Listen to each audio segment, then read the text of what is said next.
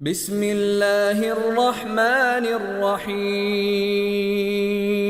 السلام عليكم ورحمة الله وبركاته.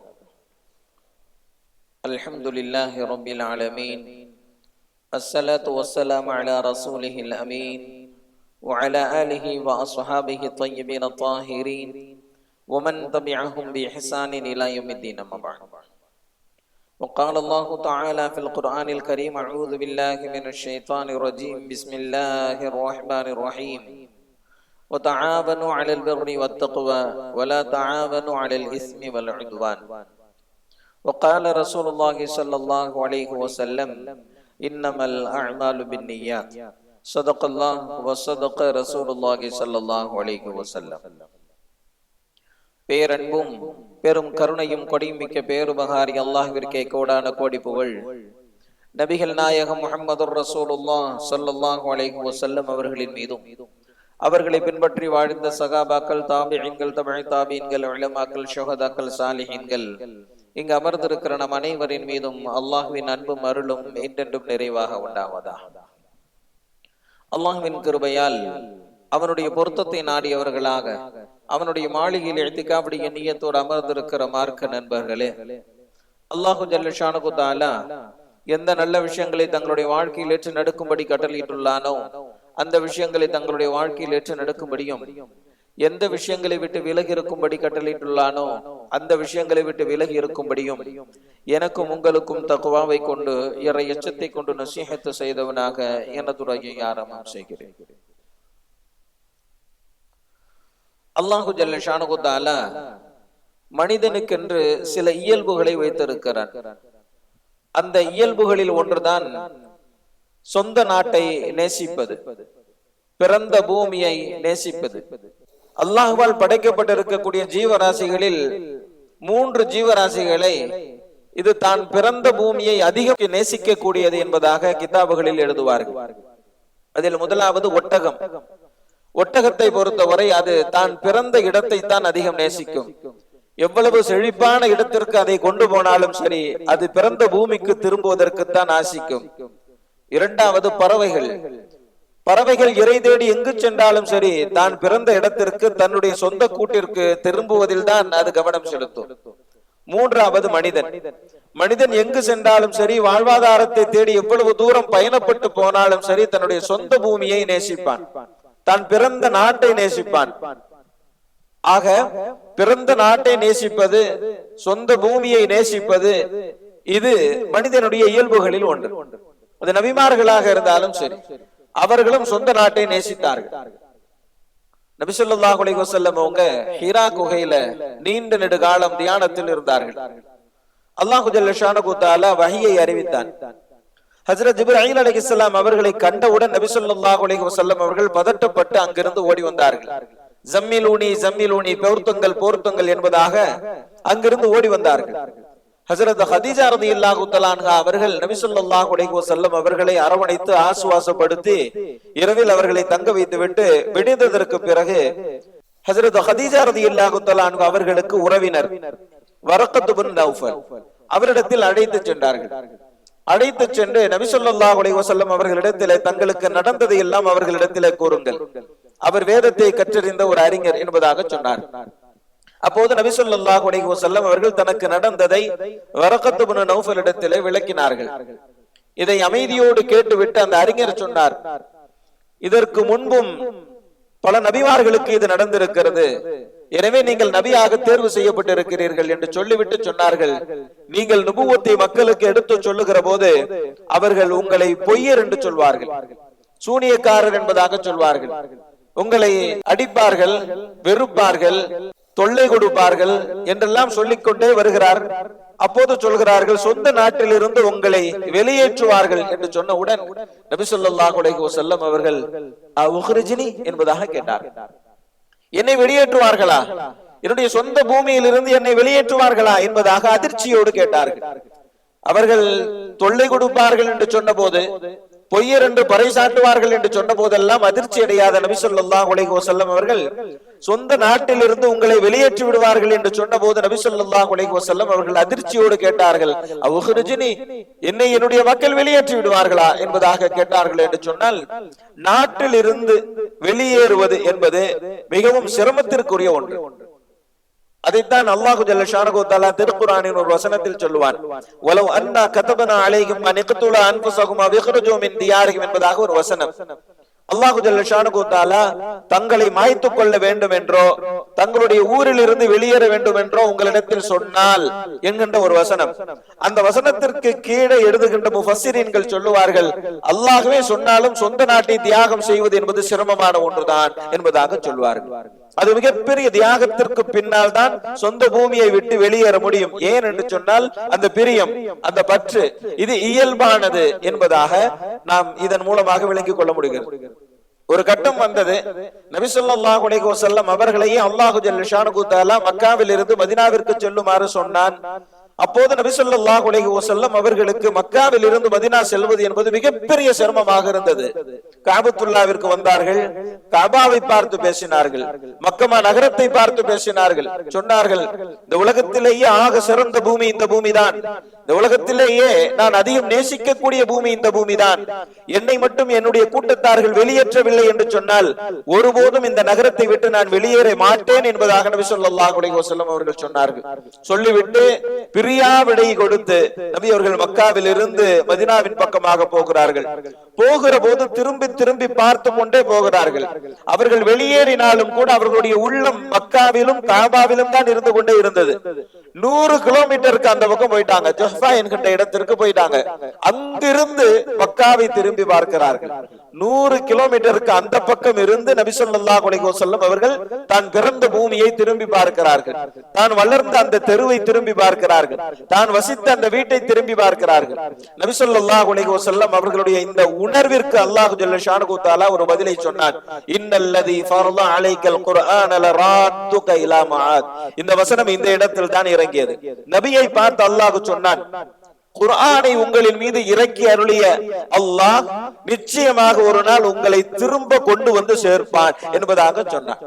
மீண்டும் வெற்றி வீரராக மக்காவிற்கு செல்லுவீர்கள் என்பதாக அல்லாஹ் ஜல்ல ஷானஹு தஆலா ஒரு வசனத்தின் வாயிலாக உறுதி தந்ததற்கு பிறகுதான் நபி ஸல்லல்லாஹு அலைஹி வஸல்லம் அவர்களால் மக்காவை முழுக்க விட்டு மதீனாவிற்கு செல்ல முடிந்தது. ஏன் சொல்ல வருகிறேன், பிறந்த பூமி, வளர்ந்த பூமி, வாழ்ந்த இடம், இதுவெல்லாம் ஒரு மனிதனோடு பின்னி பிணைந்து விடுகிறது. அதில் இருந்து அவனை அவ்வளவு சீக்கிரம் பிரிக்க முடியாது. இது இயல்புகளில் ஒன்று. மக்கால இருந்து முஹாஜிரீன்கள் மதீனாவுக்கு வந்துட்டாங்க. வந்ததுக்கு அப்புறம் மதீனால தங்களால இருக்க முடியல. மக்காவை நினைச்சு அவர்கள் கவிதை பாடிக்கொண்டிருந்தார்கள். ஹஸரத் பிலால் ரலியல்லாஹு தஆலா அன்ஹு அவர்கள் மதீனாவில் இருந்து கொண்டு பாடுகிறார்கள், மக்காவினுடைய புற்களுக்கு நடுவே ஒரு இரவேனும் நான் தங்குவேனா, மக்காவினுடைய அந்த நீர் சுனைகளை நான் என்றாவது பருகுவேனா, இந்த மக்காவினுடைய அந்த வீதிகளில் என்றாவது நான் சுற்றி திரிவேனா என்பதாக ஹஸரத் பிலால் ரலியல்லாஹு தஆலா அன்ஹு அவர்கள் பாடினார்கள். இத்துணைக்கும் மக்காவில் ஹஸரத் பிலால் ரலியல்லாஹு தஆலா அன்ஹு அவர்களுடைய வாழ்வு மிகப்பெரிய துயரத்திற்கும் துக்கத்திற்கும் உரியது. ஆனால் அந்த இடத்தில் இருந்து மதீனாவிற்கு வந்த ஹஸரத் பிலால் ரலியல்லாஹு தஆலா அன்ஹு அவர்களால் மதீனாவினுடைய நினைவுகளை மறக்க முடியவில்லை. எனவே கவிதை பாடுகிறார்கள். ஹஸரத் அபூபக்கர் ரலியல்லாஹு தஆலா அன்ஹு அவர்கள் கவிதை பாடுகிறார்கள். இன்னும் சொல்ல போனால் மக்காவில் இருந்து மதீனாவிற்கு வந்தவர்கள் மதீனாவினுடைய பூமியை அர்துல் வபா, நோயின் நகரம் என்பதாக பெயர் வைத்து விட்டார்கள். ஏன் என்று சொன்னால் அந்த பிரிவு தாழ முடியாமல் இவர்களுக்கு உடல்நிலை சரியில்லாமல் போகிறது, காய்ச்சல் வருகிறது, தலைவலி வருகிறது, வயிற்றுப்போக்கு ஏற்படுகிறது, பல்வேறு உடல் உபாதைகளை கூட அவர்கள் சகித்துக் கொண்டிருக்கிறார்கள். எனவே இந்த நகரம் நோயின் நகரம் என்பதாக பெயர் வைத்து விட்டார்கள். இதை கேள்விப்பட்ட நபி ஸல்லல்லாஹு அலைஹி வஸல்லம் அவர்கள் அல்லாஹ்விடத்திலே துஆ செய்தார்கள், ஹப்பிபி இலைனல் மதீனா கஹுப்பினல் மக்கா அவ் அஷத்தஹா. இந்த மதீனாவை எங்களுக்கு பிரியத்திற்குரிய நகரமாக ஆக்குவாயாக. எந்த அளவிற்கு என்று சொன்னால், மக்காவை நாங்கள் நேசித்ததை விட எங்களுக்கு இந்த மதீனாவை பிரியத்திற்குரிய நகரமாக நீ ஆக்குவாயாக என்பதாக நபி ஸல்லல்லாஹு அலைஹி வஸல்லம் அவர்கள் துஆ செய்தார்கள். மேலும் இந்த மதீனாவை தாபா என்பதாக சொன்னார்கள், தைபா என்பதாக சொன்னார்கள், இது புனித பூமி என்பதாக சொன்னார்கள், பரிசுத்தமான இடம் என்பதாக சொன்னார்கள், நோயின் நகரம் என்று சொல்ல வேண்டாம், இது தூய்மையின் நகரம் என்பதாக நபி ஸல்லல்லாஹு அலைஹி வஸல்லம் அவர்கள் சொன்னார்கள். இப்படி எல்லாம் துஆ செய்ததற்கு பிறகுதான் அந்த மக்களால் மதீனாவில் அவர்களால் தரிபட முடிந்தது, மக்காவை கொஞ்சம் மறக்க முடிந்தது. ஏன் சொல்ல வருகிறேன்? சொந்த பூமியோடு இருக்கக்கூடிய இயல்பான பிரியம், இயல்பான பற்று, இயல்பான தொடர்பு, இயல்பான இணைப்பு, இதை அல்லாஹு ஜல்ல ஷானுஹு தஆலா எல்லோரின் உள்ளத்திலும் ஆழமாக வைத்திருக்கிறார். அசீல் கிஃபாரி என்கின்ற ஒரு சஹாபி மக்கால இருந்து மதீனாவுக்கு வர்றார். ஹஜ்ரத் ஆயிஷா ரலியல்லாஹு தஆலா அன்ஹா அவங்க அவர்கிட்ட மக்காவை பத்தி விசாரிக்கிறாங்க. எப்படி இருக்குது மக்கா அப்படின்னு சொல்லி. நம்மளுடைய சொந்த ஊர்ல இருந்து ஒருத்தவங்க வந்தா அவங்கள்ட்ட ஊர் எப்படி இருக்குன்னு சொல்லி நம்ம விசாரிக்கிறோம் இல்லையா? அந்த மாதிரி ஹஸரத் ஆயிஷா ரலியல்லாஹு தஆலா அன்ஹா அவங்க அசீல் கிஃபாரி அவங்க கிட்ட விசாரிக்கிறாங்க, மக்கா எப்படி இருக்கு அப்படின்னு சொல்லி. அவர் பதில் சொன்னவர் மக்காவை வர்ணிச்சு வர்ணிச்சு சொல்றார். மக்காவுடைய தெருக்கள் எப்படி இருக்கு தெரியுமா, வீடுகள் எப்படி இருக்குது தெரியுமா, அங்க இருக்கக்கூடிய மலை குன்றுகள் எப்படி இருக்குது தெரியுமா என்பதாக வர்ணிச்சு வர்ணிச்சு சொல்றார். ஹஸரத் ஆயிஷா ரலியல்லாஹு தஆலா அன்ஹா சொன்னாங்க, நிறுத்துப்பா, இப்பதான் மக்காவை கொஞ்சம் மறந்து மதீனால நாங்க இருக்க ஆரம்பிச்சிருக்கிறோம், அதுக்குள்ள மக்காவினுடைய நினைவுகளை எல்லாம் நீ ஞாபகப்படுத்தாத என்பதாக சொல்லி நிறுத்துப்பான்னு சொன்னாங்க. கொஞ்ச நேரத்துல நபி ஸல்லல்லாஹு அலைஹி வஸல்லம் அவங்க வந்துட்டாங்க. வந்த உடனே அவரை பார்த்து நபி ஸல்லல்லாஹு அலைஹி வஸல்லம் அதே கேள்வி கேட்டாங்க, எப்படி இருக்குது மக்கான்னு சொல்லி விசாரிச்சாங்க. இவர் என்ன பண்ணார்? அதே மாதிரியே மக்காவினுடைய தெருக்களையும் வீடுகளையும் மலை குன்றுகளையும் புற்பூண்டுகளையும் வர்ணித்து வர்ணித்து சொல்லுகிறார்கள். நபி ஸல்லல்லாஹு அலைஹி வஸல்லம் அவர்களும் சொன்னார்கள், நிறுத்துப்பா, நிறுத்து, இப்பதான் மக்காவை கொஞ்சம் மறந்து நாங்க மதீனால இருக்க ஆரம்பிச்சிருக்கிறோம், அதுக்குள்ள மக்காவினுடைய அழகை, மக்காவினுடைய செழிப்பை, மக்காவினுடைய வளத்தை அதை நீ வர்ணித்து பேசி எங்களை ஞாபகப்படுத்தி விடாதே என்பதாக நபி ஸல்லல்லாஹு அலைஹி வஸல்லம் அவர்களும் நிறுத்துங்கள் என்பதாக சொன்னார். ஏனென்று சொன்னால் அந்த அளவிற்கு சொந்த நாட்டின் மீது நமக்கு இருக்கக்கூடிய அந்த பற்று இருக்கிறது, அது அவ்வளவு எளிதில் அதை அழிக்க முடியாது. சிரியால ஹலீஃபாவாக இருந்த நேரத்துல ஹஜ்ரத் முஆவியா ரலியல்லாஹு தஆலா அன்ஹு அவங்க ஒரு கிராமத்து பெண்ணை திருமணம் செஞ்சு தன்னுடைய அரண்மனையில வச்சிருந்தாங்க. அப்ப அந்த பெண்மணி ஒரு நாள் காலையில ஒரு கவிதை ஒண்ணு பாடுறாங்க. அந்த கவிதையில சொல்றாங்க, என்னுடைய கிராமத்தில் இருக்கக்கூடிய என்னுடைய சின்ன வீடு இந்த அரண்மனையை விட எனக்கு பிரியமானது. அந்த கிராமத்தினுடைய காற்றோசை இந்த அரண்மனையில் ஒலிக்கக்கூடிய தஃபினுடைய ஓசையை விட இனிமையானது. என்னுடைய கிராமத்தில் விருந்தினரை பார்த்து குறைக்கக்கூடிய நாய்கள் இங்கே நம்மை சுற்றி சுற்றி வரக்கூடிய பூனைகளை விட எனக்கு பிரியமானது. என்னுடைய சொந்த கிராமத்திற்கு பகரமாக எதை எனக்கு தந்தாலும் அது எனக்கு வெறுப்பானதே என்பதாக பாடுறான். இவங்க பாடுன அந்த கவிதை ஹஜ்ரத் முஆவியா ரலியல்லாஹு தஆலா அன்ஹு அவங்களுடைய காதிலே விழுந்துருச்சு. அந்த பெண்மணியை கூப்பிட்டு கேட்கிறாங்க, விசாரிக்கிறாங்க, என்னம்மா, இங்க அரண்மனையில வசிக்கிறோம், எல்லா வகையான சுகபோக இன்பங்கள் இங்க இருக்குது, கலீஃபாவினுடைய மனைவி, இதையெல்லாம் விட்டுட்டு தன்னுடைய சின்ன கிராமம், அதனுடைய அழகு, அதனுடைய அனுபவத்தை நீ உயர்வாக பேசுகிறாயே என்ன என்பதாக கேட்கிறான். அந்த பெண்மணி அதுதான் உண்மைன்னு சொன்னான். இப்ப நீ என்ன விரும்புற, இங்கிருந்து நீ அங்கேயே சென்று விடுவதற்கு விரும்புகிறாயா என்பதாக கேட்டான். ஆமா என்பதாக சொன்னார். தலாக்கு விட்டு விடவா என்பதாக கேட்டார்கள். தாராளமாக என்பதாக சொன்னார். ஹஜ்ரத் முஆவியா ரலியல்லாஹு தஆலா அன்ஹு அவர்கள் அந்த பெண்மணியினுடைய உணர்விற்கு முக்கியத்துவம் தந்து தான் பிரியமாக நேசித்திருந்தாலும் கூட அவர்களுக்கு தலாக்கு கொடுத்து அவர்களை அவர்களின் சொந்த ஊருக்கே அனுப்பினார்கள் என்றெல்லாம் வரலாற்று குறிப்புகளில் பார்க்கிறோம். என்று சொன்னால் சொந்த ஊர் எவ்வளவு தூரம் நம்முடைய உணர்வோடு கலந்து விடுகிறது என்பதை நம்மால் புரிந்து கொள்ள முடிகிறது. நபி ஸல்லல்லாஹு அலைஹி வஸல்லம் அவங்க அதுக்கப்புறம் மதீனாவை சொந்த ஊராக்கிட்டாங்க. மதீனா தான் சொந்த ஊர். இப்போ ஒண்ணு பிறந்த பூமி, சொந்த ஊர், அல்லது சொந்தமாக ஆக்கி கொண்ட ஊர். நமக்கு அந்த மாதிரியான வரலாறுகள் தான் இருக்கும். ஒண்ணு இந்தியா சொந்த ஊராக இருக்கும், அல்லது சிங்கப்பூரை சொந்த பூமியாக நாம் ஆக்கி கொண்டதாக இருக்கும், இல்லையா? இந்த இரண்டு கண்டிப்பாக இருக்கும். சொந்த ஊராக நாம் எதை ஆக்கி கொள்கிறோமோ அதுதான் அதற்கு பிறகு சொந்த ஊர். நபி ஸல்லல்லாஹு அலைஹி வஸல்லம் அவங்க பிறந்த பூமி மக்கா, சொந்தமாக ஆக்கி கொண்ட பூமி மதீனா. நபி ஸல்லல்லாஹு அலைஹி வஸல்லம் அவர்கள் மதீனாவை அதிகம் நேசிக்கக்கூடியவர்களாக இருந்தாங்க. மதீனாவிற்காக வேண்டி அதிகம் துஆ செய்யக்கூடியவர்களாக இருந்தாங்க. அல்லாஹும்ம பாரிக் லனா ஃபீ மதீனத்தினா வ பாரிக் லனா ஃபீ முத்தினா. யா அல்லாஹ், இந்த நகரத்திலே பரக்கத் செய்வாயாக, இந்த நகரத்தினுடைய வளங்களிலே நீ பரக்கத் செய்வாயாக என்பதாக துஆ செஞ்சாங்க. ஏன்னா இப்ப அதுதான் சொந்த ஊர். ஹஜ்ரத் இப்ராஹிம் அலைஹிஸ்ஸலாம் அவங்க வரலாறு நமக்கு தெரியும் தானே. அல்லாஹு ஜல்ல ஷானுஹு தஆலா உங்களுடைய மனைவியையும் உங்களுடைய மகனையும் கொண்டு போய் மக்காவில் விட்டு விட்டு வாருங்கள் என்பதாக சொன்னார். அவங்க பலஸ்தீன்ல இருந்து கிளம்பி போறாங்க, தன்னுடைய மகனையும் மனைவியையும் அழைச்சிக்கிட்டு. மக்கால போய் விட்டாச்சு. விட்டுட்டு திரும்பி வர்றாங்க. அன்னை ஹாஜரா அலைஹிஸ்ஸலாம் அவங்க கேக்குறாங்க, இங்க கொண்டு வந்து விட்டுட்டு போறீங்களே, யாரும் இல்லாத ஒரு பூமியில, அல்லாஹ்வுடைய கட்டளையான்னு கேட்டான். ஹஜரத் இப்ராஹிம் அலைஹிஸ்ஸலாம் அவங்க ஆமான்னு சொல்லிட்டு வந்தாங்க. ரெண்டு பேரை தான் கொண்டு போய் மக்கால விட்டாங்க. அந்த மக்காவிற்காக வேண்டி துஆ செஞ்சாங்க. ரப்பி ஜஅல் ஹாதா பலதன் ஆமீனா, யா அல்லாஹ் இந்த நகரத்தை பாதுகாப்பு தரக்கூடிய நகரமாக ஆக்குவாயாக. வஜஅல் அஃபீதத்தம் மினன் நாஸ், மக்கள் எல்லாம் கூட்டம் கூட்டமாக வந்து செல்லக்கூடிய பூமியாக ஆக்குவாயாக. வர்ஸுகு அஹ்லஹு, யா அல்லாஹ் இந்த மக்களுக்கு நீ கனி வர்க்கங்களையும் அவர்களுக்கு தேவையானவைகளையும் வழங்குவாயாக என்பதாக அந்த நாட்டிற்காக வேண்டி தன்னுடைய மகனையும் மனைவியையும் விட்டு வந்த அந்த பூமிக்காக வேண்டி ஹஜ்ரத் இப்ராஹிம் அலைஹிஸ்ஸலாம் அவர்கள் துஆ செய்தார். இந்த அளவிற்கு அது சொந்த நகரமாக மாறி போனது என்று சொன்னால் நபி ஸல்லல்லாஹு அலைஹி வஸல்லம் அவங்க எதற்காக வேண்டியாவது மதீனாவில் இருந்து வெளியே சென்று விட்டால் மீண்டும் மதீனாவிற்கு திரும்புகிற போது அவர்கள் காட்டுகின்ற வேட்கையும் ஆர்வமும் மிக அபரிதமாக இருக்கும் என்பதாக சகாபாக்கள் சொல்றாங்க. ஹஜ்ரத் அனஸ் ரலியல்லாஹு தஆலா அன்ஹு அவங்க சொல்றாங்க, நாங்க மதீனால இருந்து வெளியே வந்துட்டோம் அப்படின்னு சொன்னா மீண்டும் மதீனாவிற்கு போகும்போது நபி ஸல்லல்லாஹு அலைஹி வஸல்லம் அவங்க ரொம்ப வேகமாக போவாங்க.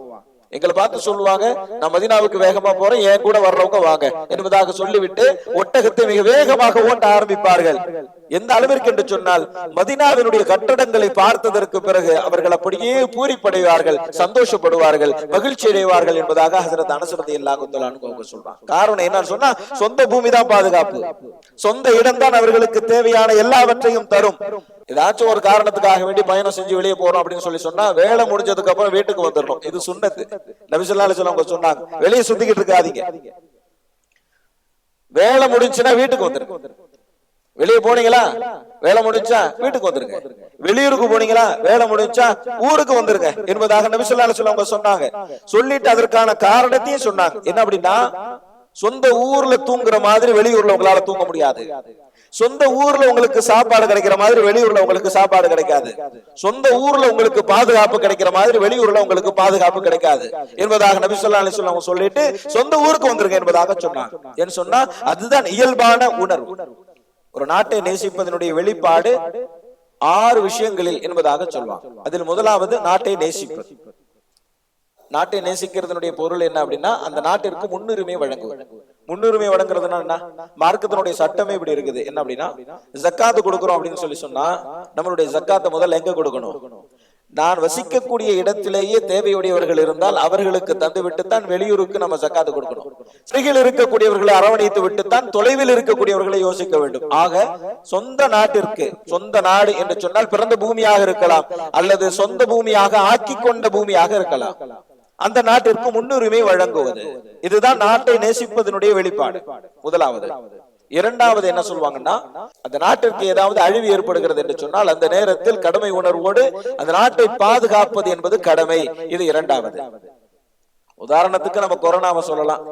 மிகப்பெரிய ஒரு அழிவு பாதிப்பு ஏற்பட்ட அந்த நேரம், இந்த நேரத்துல பொறுப்புணர்வோடு கடமை உணர்வோடு அந்த அழிவில் இருந்து நாட்டை மீட்பதற்கு தன் புறத்திலிருந்து என்ன செய்ய முடியுமோ அதை நிறைவாக செய்வது. இதுதான் நாட்டுப்பற்றினுடைய இரண்டாவது வெளிப்பாடு. மூன்றாவது, அந்த நாட்டினுடைய வளங்களை பாதுகாப்பது. பொதுவாக ஒவ்வொருத்தவங்களும் தன்னுடைய நலனுக்காக வேண்டி போராடுவோம். காலையில எந்திரிச்சதுல இருந்து நைட்டு தூங்குற வரைக்கும் நம்ம போராடுறது, உழைக்கிறது, கஷ்டப்படுறதெல்லாம் எதுக்கு? என்னுடைய நலனுக்காக வேண்டி. நான் வேலை செய்வது என்னுடைய சம்பாத்தியத்திற்காக வேண்டி. இப்ப என்னுடைய நலனுக்காக வேண்டி நான் காலையிலிருந்து இரவு வரை உழைக்கிறேன். தன்னலம் கருதாமல் நாட்டினுடைய நன்மையை மட்டுமே நாடியும் நாம் உழைக்க வேண்டும், அதில் கவனம் செலுத்த வேண்டும். நபி ஸல்லல்லாஹு அலைஹி வஸல்லம் அவங்க சொல்றாங்க, நாளைய தினம் உலகம் அழிகிறது என்று இருந்தாலும் கூட கையில் இருக்கக்கூடிய செடியை நீங்கள் நட்டு விடுங்கள் என்பதாக சொன்னாங்க. அப்படின்னா என்ன? கடமையை செய், பலனை எதிர்பாராதே. நாளைக்கு உலகமே அழிய போகுது, கையில ஒரு மரக்கன்று இருக்குது. நபி ஸல்லல்லாஹு அலைஹி வஸல்லம் அவங்க சொல்றாங்க, அப்படியே தூக்கி போட்டுறாதீங்க, அதான் உலகம் அழிய போகுது. இது பெருசா வளர்ந்து அதிலிருந்து காய்கனிகளை யார் புசிக்க போகிறார்கள் என்று யோசிக்க வேண்டாம். கையில் இருக்கக்கூடிய மரக்கன்றை நட்டு விடுங்கள், நாளையே உலகம் அழிந்தாலும் சரி என்பதாக நபி ஸல்லல்லாஹு அலைஹி வஸல்லம் அவங்க சொல்றாங்க. அப்படின்னு சொன்னா இந்த மரத்தினுடைய பழத்தை நான் புசிப்பேனா, இது எனக்கு பலனளிக்குமா என்று யோசிப்பதை விட யாராவது ஒருவர் அதன் மூலமாக பலனடையட்டும் என்கின்ற சிந்தனையில் தன்னலம் கருதாமல் நாட்டினுடைய வளத்தை பாதுகாப்பதற்காக வேண்டி முயற்சி செய்வது. நான்காவது, அந்த நாட்டினுடைய அமைதிக்கு பொறுப்பேற்பது. இது ரொம்ப ரொம்ப முக்கியமானது. ஏன்னு சொன்னா இந்த அமைதி இல்லாமல் போகிற போது அந்த நாடு அந்த பகுதி வாழ்வதற்கு தகுதியற்றதாக ஆகிவிடுகிறது இல்லையா? உயிருக்கு உத்தரவாதம் இல்லாத பூமியில் வாழ்வது மிக சிரமமாயிரும் இல்லையா? அதனால அந்த நாட்டினுடைய அமைதிக்கு பொறுப்பேற்பது. ஏனென்றால் வன்முறைக்கு இஸ்லாத்தில் எந்த வகையிலும் இடமில்லை. வன்முறை என்று சொன்னால் ஆயுதங்களை கையில் எடுப்பதல்ல, குழப்பத்தை ஏற்படுத்துவது கூட மிகப்பெரிய பாவமாக மார்க்கம் சொல்லுகிறது. அவரை பத்தி இங்க சொன்ன, இவரை பத்தி அங்க சொன்னா, அங்க நடந்தது இங்க நடந்ததுன்னு சொல்லி அங்கே இங்கே குழப்பி விட்டு போயிட்டோம். மார்க்கம் சொல்லுகிறது இது கொலையை விட குற்றம் என்பதாக சொல்லுகிறது. ஆக நான்காவது கடமை என்னவென்று சொன்னால் அந்த நாட்டினுடைய அமைதிக்கு பொறுப்பேற்பது. அமைதி இல்லாத ஒரு சூழ்நிலையை நாம் உருவாக்கி விடவே கூடாது. நாலாவது விஷயம். அஞ்சாவது விஷயம், அந்த நாட்டில் இருக்கக்கூடிய அனைத்து சமூக மக்களோடும் இணக்கத்தோடு ஒத்துழைப்போடு வாழ்வது.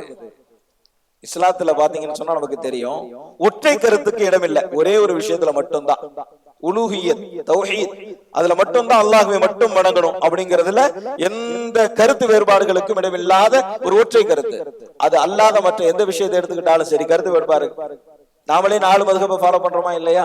அதை பத்தி விரிவாகவே நம்ம பேசலாம். பலவேறு கருத்துக்களுக்கு இடர்பாடு இருக்கக்கூடிய மார்க்கம் தான். எல்லா கருத்துக்களையும் இயல்பாக ஏற்றுக்கொள்ளக்கூடிய ஒரு மார்க்கத்துல தான் நாம இருக்கிறோம். இப்ப பன்முகத்தன்மை கொண்ட ஒரு நாட்டில் பல சமூகங்கள் வாழுகிற போது இணக்கத்தோடு ஒற்றுமையோடு ஒத்துழைப்போடு வாழ்வது என்பதும் கடமை. பைத்துல் முகத்தஸ ஹஜ்ரத் உமர் ரலியல்லாஹு தஆலா அன்ஹு அவங்க வெற்றி கொள்றாங்க. பைத்துல் முகத்தஸினுடைய சாவி ஒப்படைக்கப்படுகிறது. அந்த சாவியை வாங்குற நேரத்துல அதை சுற்றி வசிக்கக்கூடிய வேதக்காரர்கள் கலீஃபா உமர் ரலியல்லாஹு தஆலா அன்ஹு அவங்க கிட்ட வந்து சொல்றாங்க, இந்த இன்னொரு பிரிவினர் இருக்காங்களே அவங்க சரியில்லை, அவங்க சதி வேலை பண்றாங்க, அவங்களை இங்கிருந்து வெளியேற்றிருங்க என்பதாக சொன்னாங்க. அப்ப கலீஃபா உமர் ரலியல்லாஹு தஆலா அன்ஹு அவங்க சொல்றாங்க, நபி ஸல்லல்லாஹு அலைஹி வஸல்லம் அவர்களுடைய சுன்னத் இதுவல்ல. கலீஃபா உமர் ரலியல்லாஹு தஆலா அன்ஹு அவங்க சொல்றாங்க, யார் யார் எங்கு வசிக்கிறார்களோ அந்தில் வசிப்பது அவர்களுடைய உரிமை, அங்கிருந்து அவர்களை வெளியேற்ற முடியாது என்பதாக கலீஃபா உமர் ரலியல்லாஹு தஆலா அன்ஹு அவங்க சொன்னாங்க. நபி ஸல்லல்லாஹு அலைஹி வஸல்லம் அவங்க மதீனாவுக்கு வந்ததுக்கு பிறகு மதீனாவை சுற்றி வாழக்கூடிய பல் சமூக மக்களிடத்தில் ஒரு ஒப்பந்தம் போட்டார்கள். அந்த ஒப்பந்தத்துல என்ன வரிகள் இருந்தது தெரியுமா? உங்களுக்கு ஏதாவது சிரமம் கஷ்டம் வந்தால் அதை நிவர்த்தி செய்வது என்பது எங்களுடைய பொறுப்பு. உங்களுக்கு ஏதாவது ஆபத்து வந்தால் அதை தடுப்பதற்கு முன்னணியில் இருப்பது எங்களுடைய பொறுப்பு. அதான் அந்த அக்ரிமெண்டினுடைய வாசகம்.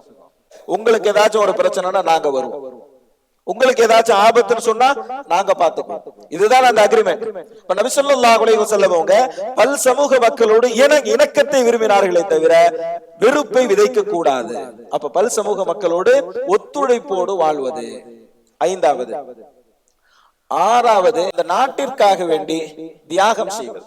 இந்த நாட்டினுடைய வளர்ச்சிக்கு என்னுடைய பொருளாதாரம் தேவைப்பட்டால், என்னுடைய உயிரே தேவைப்பட்டாலும் இந்த நாட்டிற்காக வேண்டி துறப்பதற்கு தயாராக இருப்பது ஆறாவது.